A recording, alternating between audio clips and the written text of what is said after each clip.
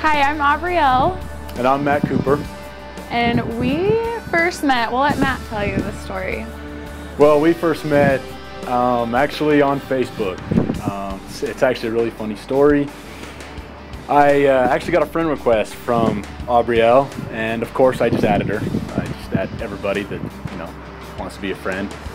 And well, later on, I guess she sent me a message saying something like, I said, hey, I know you don't know me, but it would be fun to get to know each other. Yeah, and so, but the thing is I didn't see that message. So a week later, after apparently me receiving that message, I get an instant message that pops up just in the bottom of the screen. And it's her. And she pretty much says, look, I wish you could just grow up, tell me straight out if you're taken, if you're, I mean, she was just straightforward, blunt, honest. Well, she ended up calling me, she straight up called me a douchebag. Straightforward, kind of took me by surprise. And so I went and hurried and looked to see in the messages, and I overlooked her message. And so I started to reply back saying, look, I'm not that type of guy.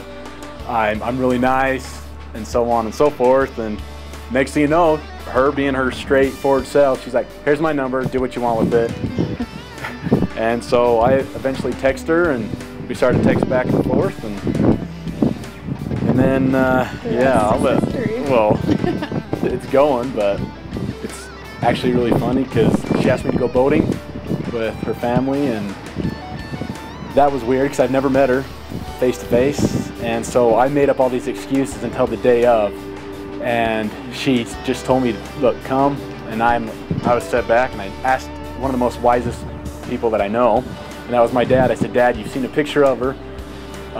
What would you do if you're in my position? And he looked at me and said, look, son, what have you got to lose? And if you don't like her, stay in the water. So I went, and here we are. What I first noticed and really loved about Matt is I love how tall he is. I love tall because I'm very tall myself too.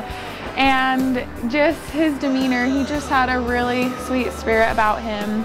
And just from the very first, the get-go, we just really connected and could talk, you know, about anything. On our first date, like he had said before, we went boating, and we just talked the whole time, the whole way there and the whole way back, and late into the night and even the morning that night, just sat on my front porch and just talked and talked. And that's one thing I just really loved about him.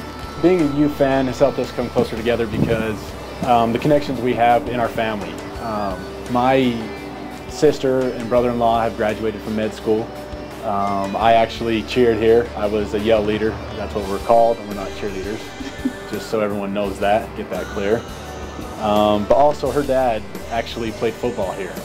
If our kids came home wearing blue, we'd say, turn around and get you some red, because we bleed red. We are excited to be part of this event with the whole spiel and Bride Access, because it does take away some of our control of the wedding, which is usually the fun part. But when we heard that the community gets to vote on all the different vendors that they will have, you know, the dress, the cake, invitations, we think that will be such a fun experience, you know, to have the community involved, and it'll be something that we remember in a wedding that everyone will want to come to. All the BYU fans will be at the wedding too, because it will be the ultimate wedding. They're jealous. It really is like the state of Utah, not just the University of Utah. It's the ultimate Utah wedding.